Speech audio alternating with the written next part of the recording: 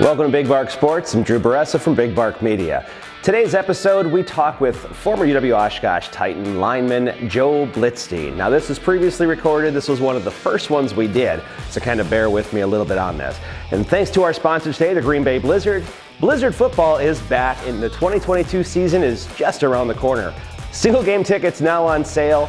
If you've never checked out indoor football, it is high impact family fun. It's phenomenal. I highly recommend it. If you catch a ball, you get to keep it. You catch a player, you got to give them back. Go to greenbayblizzard.com for more information.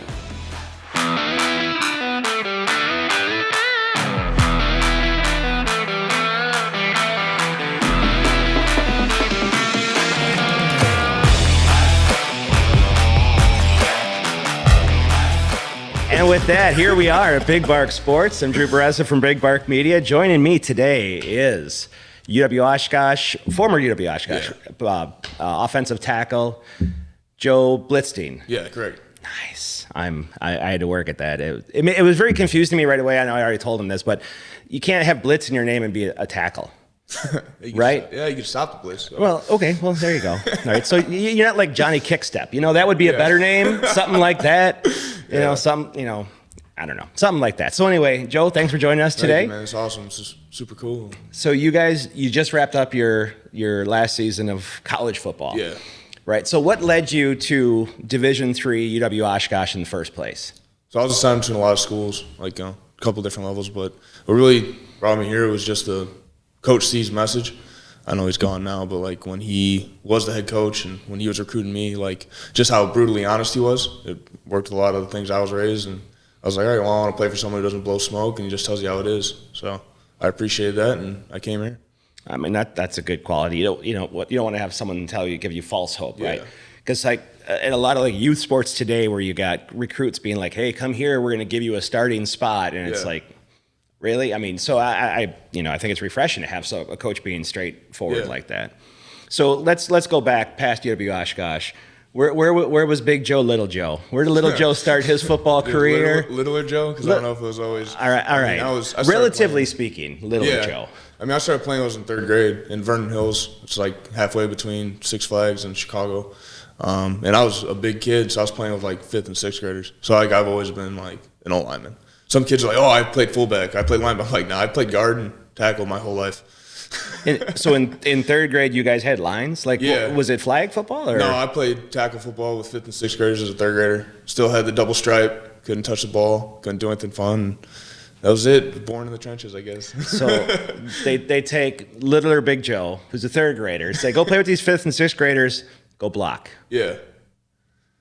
That sounds crazy to me. Just like, hey, oh my gosh. So even back then, even third grade Joe couldn't be the glory boy, couldn't you're not Mike Vrabel getting the tackle eligible, dancing. Well, he was technically he was a linebacker, right? Yeah. But having like that aspect, did you ever want to get your hands on the ball? No, I mean back then I wasn't very coordinated, so I think it was best for the team if I just stayed away from it. Just let me hit somebody and let me just run forward and block, and it's kind of. So from a coaching perspective too, they appreciate the refreshness of you being that honest. Yeah. You're not walking in being like, no, I can do this. Give me the right. I saw Fridge Perry do this in 1985. Sorry, I'm an old guy, so I'm going to reference old things. But, having that jumping over the line. Did you know that they didn't even let Walter Payton score a touchdown in that Super Bowl? Can you believe that? No. I mean, he's the best. And my dad says he's the best running back on earth and in heaven, so. There's so much truth in that. Yeah, so. Dude didn't get in the end zone. No. Ditka. Unbelievable. Typical Bears people. You're a Bears fan, aren't you? Bears I knew that was coming, right? I'm just sitting there going. 1985 as much as you want, because that's all we have. I was going to say that's all you guys are talking about. Okay. So I got you. I understand that. All right. So let's jump into your UW Oshkosh career. You had, your playing career. Obviously, 2020 a shutdown year. Yeah. So let's start back to your first year there. What was your first experience on campus? Here we go. So I got here in 2015. So I was one of like the 7-year guys. So I got here in 2015, and it was there's a lot of good players, and I gray shirted. I went through that process, and it was probably what's best for me. Developed athletically, set myself up academically to graduate, and I really needed that year to come back. Unfortunately, I got a little injury here, a little just from playing offensive line since third grade, you get a little bit of wear and tear in your body. So it was a good time for me to kind of recover and just get back into this is make that transition from college football, because the high school I played at wasn't necessarily setting me up for success at that next level. All right, so let's brag a little bit. Tell me the accolades that Joe had at UW Oshkosh, or even get back to high school. Like any. I haven't won anything. I got a chip on my shoulder, and I just want to play football. Like I haven't won anything, and that's cool, because I came here and I played the best football I could, and I'm around great dudes. I play in the best conference in Division III, and I'm okay with that, because it's just going to keep me working. That's really all I have. And there's definitely something about that too. In seeing like how hungry you are to be there, and you're done with college, but you're not done. No, football is something I want to do my whole life. I knew it from the time I played guard as a third grader until I took my last snap as a Titan as a tackle. Like, it's something I want to do, and it's just I'm going to ride this train until the wheels fall off.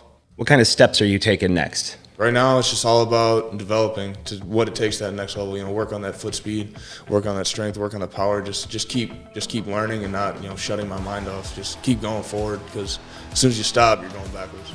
Do you have any like specific goals as in aspirations? I mean, other things obviously than the NFL.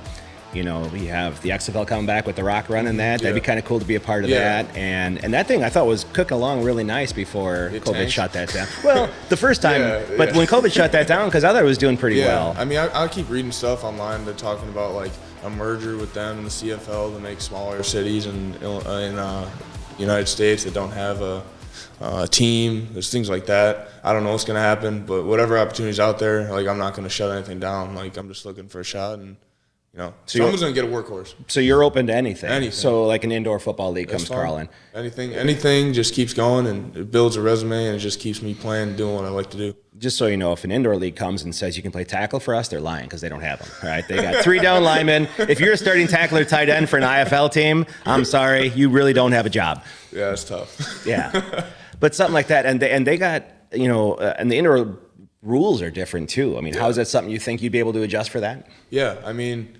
it's anything that you're gonna do at any next level, no matter if it's playing in a college, go to the NFL, playing at a high school, going to college, playing at a college, going to the CFL, anywhere, there's gonna be a learning curve.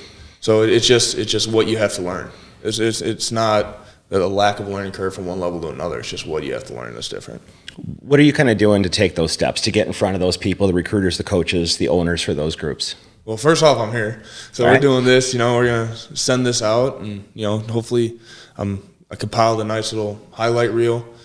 Just right now, I'm just going through each website of every team and every league, and I'm just getting who their scouts are, who their director of player personnel are, and just sending out emails. Just doing it like trying to go to college. It's the same thing. It's just that grind, because it's what I want to do, and it's how I'm going to get there. It's all on me now. All right, man. Well, I'm glad we can help you in these little steps like that. So, Joe, thank you and good luck. Thank you. Thank you for joining us on Big Bark Sports. We'll catch you next time.